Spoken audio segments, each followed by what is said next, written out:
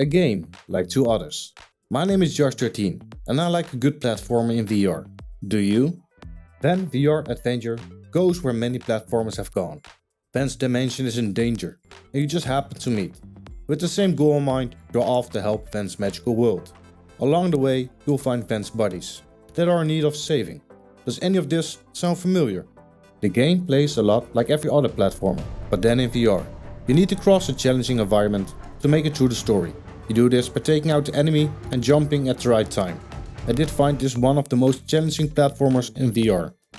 Just like Astrobot, you have buddies that you need to find and rescue. While you do this, you need to collect ancient magical symbols. These symbols will give you a life, when the meter on your wrist is full. Besides, there are 12 levels to conquer and each stage feels more challenging. Like this video to help the algorithm. Subscribe for more PlayStation VR2 reviews. Van VR Adventure was supposed to release on the PlayStation VR1, but got delayed by a lot. But it's here now. Van, for me, is a fusion of Astrobot and Lucky Steel. It has the qualities of Astrobot, but it looks and feels more like Lucky Steel. Except for the boss fight. They went with something else. I did find this the most challenging platform I've played so far. And I can't put my finger on it, but I don't feel like the enemies belong in the game for the most part. But I found that the symbols you need to collect have a big selection area. You don't really have to stand close in order to collect it. This is the first time playing a platformer with the sense controllers, and it works fine. You have X to jump and circle to attack. The left joystick is used for Van's movements and the right is used for the camera. You will also have a special attack by jumping twice and holding the attack button to do a ground smash. Personally, I wish there was a special attack as well by holding the attack button while you're on the ground. What is fun with the sense controller is that you need to use them during boss fights. For example, you'll get swords to cut down some missiles. The sound that stood out the most was the sound when you found one of your buddies. The native sound fit the character really well.